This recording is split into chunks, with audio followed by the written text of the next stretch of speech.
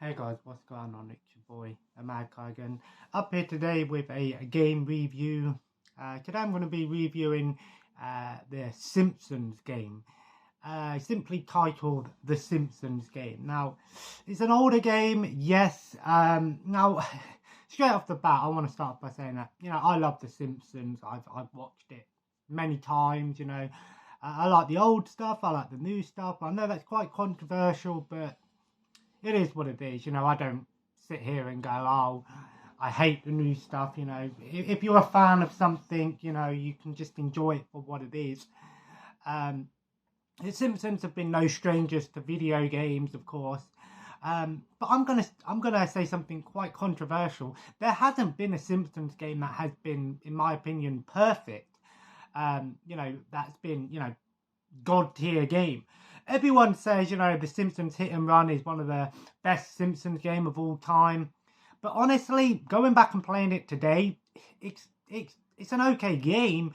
But it's littered with just things that are unfair. The game is ridiculously unfair at times. But it's a game that is often requested to be remastered. But I'm not talking about the Simpsons Hit and Run. I'm talking about the Simpsons game. Also, I want to say, why has there not been any new Simpsons games? The last Simpsons game we ever got was actually the Simpsons Tapped Out mobile game, and that's it. EA and Origin or whoever own the rights to Simpsons video games now have nothing to do with it. You would have thought Disney would have looked into this and gone, you know what, this is something that's very popular. Why have we not done anything new with the Simpsons video games? But it is what it is. In my opinion, the best Simpsons game of all time is the Simpsons Arcade game. Not a perfect game, but it is a great beat 'em up. So anyway, the Simpsons game, released on the PS3, the Xbox 360, PlayStation 2, the Wii, and even the Nintendo DS. Although the DS version was a 2D platformer, whereas the other versions it's a 3D action platformer with beat 'em up elements, of course. First off, I want to say the game is a game that it knows it's a game, basically. It's full of pop culture references. The main story is The Simpsons. Obviously, it's to do with a video game within a video game, and then they find out that they're inside of a video game, and yeah, the game is split into I think 12 levels, with each level being sort of with the whole idea, that the world's going to get destroyed, and it's The Simpsons. It doesn't have to make sense, right? Of course, it pokes fun at other games. It pokes fun at its own game. It pokes fun at loads of things. It's full of references to other video games, movies, TV shows. Much like The Simpsons itself. So in that element, it's really good. Whereas games like Simpsons Hit and Run and Road Rage, in my opinion, they're okay games, but they, other than playing as the Simpsons characters and having the Simpsons universe, it doesn't really capture what the Simpsons is about. Something that pokes fun at itself, but also, doesn't take itself too seriously. But the Simpsons game to me has a lot of nostalgia. I grew up playing it on the Xbox 360, played through it with co-op. And I want to start by saying that I haven't beaten it on the PS3, but I'm not going to bother because I've already beaten the game before, and I'm going to explain why soon. So, how exactly does the game play? Well, you've got all four of the main characters to play as. Each level is sort of its own thing, it is quite creative in its levels. You have some levels where you're trying to take on like a login, trying to cut down trees and stuff, and you're trying to stop that. There's levels where you go inside of a video game engine. There's one where, it takes the, piss out of other video games, like a Medal of Honor style level, and then obviously there's one that's obviously taken a piss out of games like Katamari Damacy, and so forth. The level design is pretty awesome. I will say, I think the level designs are great. It really sort of cool and unique. So the first time playing it, you're going to be like, oh, this is pretty cool. I see what they did there. So each Simpsons character, each level has you playing as two of the characters, apart from the last level, I think. And there is a hub world between levels where you can explore the Simpsons Springfield. Not as in-depth as I'd like, but it is pretty cool. You know, you can interact with other characters and they say things, and you know, you can try and find all of the collectibles and stuff if you want. But other than that, there's nothing really out there, you know, to really replay value, in my opinion. So each Simpson character had, its own like attack ability and then their own sort of like special ability. So Homer had the ability to like burp, and he can burp fire. He had the ability to turn into like a giant blob and able to like roll around and smash into things. He can absorb helium and float around, and then he can turn himself into a giant slime monster and shoot slime gummies at people. It's not slime, sorry, it's gummy. And then obviously you've got Bart, who has the ability to glide, turn into Bartman. He has his slingshot, so he can hit long range targets. And then obviously you've got Lisa, who has the ability to use her saxophone to stun enemies, but also turn enemies against each other. Each character has a power move. So Lisa's power move, she sort of spins around like a tornado. She also had the power to use these Buddha statues to create like a top-down thing where she can pick things up and drop it, you know, stun enemies, freeze enemies, using puzzle elements of the game.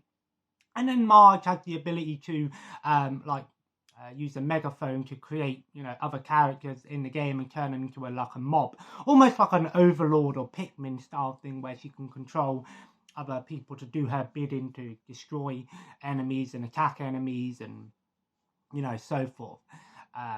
And each character has like a special invulnerability power up that allows them to, you know, Homer can turn into a chili and become invulnerable to everything in his blob form. You know, Bart turns into like a RoboCop thing where he can shoot lasers. Lisa turns into Clobber Girl from the Treehouse of Horror episode. And then obviously Marge has the ability to put on a police cap and makes her megaphone stronger, but also her mob can now throw rocks. Each character is used in their levels, and obviously the game is filled with platforming part, beat 'em up part where you're taking on enemies, and also like puzzling elements. Nothing that's going to make you sort of go, I don't know what I've got to do here. There are a couple of levels that when you play it for the first time, it's not quite clear exactly what you're meant to do, and you're thinking to yourself, oh, have I got to flick the enemy using Lisa's thing, but it's not working, so okay, I don't have to do that. So it's not perfect, truly clear sometimes on what you've got to do. Like I said, it's a game that you want to look at, and you're probably going to enjoy it for all of the references and Easter eggs, and there's parts in the game where it turns into other games. It goes into like a top-down view, when it turns the game to like Gauntlet style, Space Invaders style, Missile Command, and so forth, which is really cool, and it's a lot of fun to see. But now we get into what I like to call the reasons why I love to hate this game and hate to love this game. So first of all, the actual platforming elements of the game. The platforming isn't perfect. There's many times where you're trying to jump on something, and for some reason it doesn't register your jump, or it won't grab onto things, especially with like the poles, and you've got to jump onto a pole and jump onto another one. It's not perfect. The platforming can be really annoying at times. The camera as well is absolutely terrible at times, often getting stuck on things, going to a fixed camera angle. There's one part in the game where you don't have to do it, but in the Springfield hub world, where you have to climb and jump off using Bart, jump off one side. But every time you jump, the camera goes into free camera angle, and then it goes to fixed, then free. It's absolutely awful. Not the worst camera angles in some video games, but definitely is a big, that kills you so many times. Another thing is unfair enemies. The game has really unfair enemies in the at times where you're fighting, you're getting just swarmed by all of these enemies, and you're punching them and they're blocking. So you obviously try to do a power attack, square, triangle, you power attack them. but every time you try to punch an enemy when they're blocking, they seem to get a hit on you. You know, they can hit you like 2 or 3 times before you can even get a hit on them. They block constantly, you know, and half the time you go, okay, I'm going to use a power move to take them out, but you get hit and it stops it. And the enemies can kill you in like 2 or 3 hits, like the Benjamin Franklin mini boss fight on the last level. I couldn't even get past that. That's why I gave up, because they just killed the entire Simpson family in like 3 hits. It's unfair at times. The most annoying ones are the sumo wrestlers, the comic book guy sumo wrestler enemies. They just block constantly and they do roll attacks, and there's times where you're trying to fight, you know, kill a boss or use like Lisa's, you know, Buddha statue, but every time you're doing it, you're getting hit. And the game actually really sort of forces you to play in co-op at times, because the AI isn't great. If you're using a bot, half the time they're doing their own thing, they're fighting enemies and they die within seconds. You know, and it's really annoying when you're trying to focus on doing a puzzle part, or you trying to fight the actual boss, and your teammate is just constantly dying, and you're not able to defend yourself and get on with the mission. Like I said, the game is also filled with really annoying, frustrating moments in the game. Like I said, with all these other annoying things going on with the game, there's been many times where you're just constantly dying or constantly failing, because you feel like an idiot, because you go, what am I doing wrong here? What am I doing wrong? Especially like when you're doing the Homer, the ball thing where you've got to launch yourself in the air. Half the time it misses, even though you've got the perfect angle. It really annoys me, you know. The final boss with the Dance Dance Revolution style game is ridiculously hard. For the, you know, I powered through it years ago, but you know, I put myself through a lot of stress, and this is a game that's going to stress you out, unfortunately. It's not a perfect game in any ways, and unfortunately, it has got a lot of nostalgia for me, and you know, it's a game that I put in, and when I replay it, I'm like, oh, this brings back memories. But then after about a couple of hours, like, no, this is why I won't put myself through this again. You know, it's like when you know, if you go to the gym and then you start going to the gym and you're like, oh, this is pretty cool, you know, I feel better, and then like 2-3 days later you're like, okay, this is why I stopped going to the gym, basically, because I feel like crap the next day. That's kind of like one way of looking at it with this game. It's like you put yourself through something and you're like, why am I putting myself through this again? You know, it's kind of masochistic or sadomasochistic in some senses. You know, it's like, you know, stapling your ball sack. You know, why did I do that type thing? But I digress. You know, the Simpsons game is not a perfect game, but it's the one that has the most nostalgia for me. And I know a lot of people are going to be like, really, the Simpsons game over Hit and Run or Road Rage? Like I said to you, you know, I grew up playing those games, but I didn't really put a lot of time into them. I thought they were fun games at the time, but going back and looking at them today, they're just, you know, about average in my opinion. You know, like I said, with the Simpsons Hit and Run, everyone thought it was an open world game when it really isn't. It's a circuit-based level, and half the levels are just the same thing. You know, drive here, drive there, crazy taxi style, get here before this person, or you have really stupid time limits that you can't complete the level in.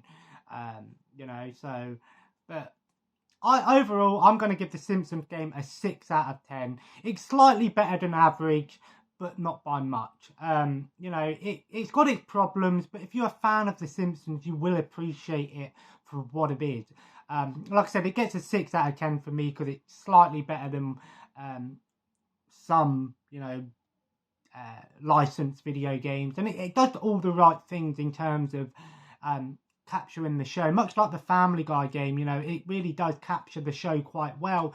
Unfortunately, it doesn't do enough to really make you feel like what you're playing is something special. It's about average at best on gameplay wise, but with all those issues that I mentioned, it doesn't make you want to replay it if you've already beaten it before. You know, it's like sitting through it's like going for a really bad, having a really bad, you know, crap basically. You know, you feel relieved when you're done with it, but during the time that, you know, you're doing your business, you're hating every minute of it. But afterwards, you feel like a sigh of relief, and you're like, oh, I don't want to put myself through that again. But there comes a time where you're going to have to put yourself through that again, unfortunately. But like I said, it captures The Simpsons quite well, pokes fun at itself, and I think anyone that hasn't played the game will appreciate it for what it was trying to do. But unfortunately, if you're looking for something that, an awesome licensed game, I would recommend looking elsewhere at some other licensed games that obviously perhaps may be better in terms of gameplay. But anyway, guys, I hope you enjoyed today's little review. If you did, feel free to leave a like and, of course, comment below. And as always, subscribe if you haven't already. I set my modded Xbox back up downstairs. Yes, I managed to get it all set back up. So that's downstairs now, so I've got something I can play downstairs. I just need to get my modded Wii set back up. I'll probably fit it up here somewhere. But the only problem with it, it's annoying because I don't think I've got an actual working GameCube controller. Well, I might actually. I need to double check that. And as always, guys, follow me on Twitter and Instagram, the Mad Kiger. Let me know if you've played the Simpsons game and what is your favourite Simpsons game. Who's your favourite Simpsons character? And what's your favourite Simpsons episode? And as always, have a nice day, and I'll see you in the next video. Take care, and bye-bye.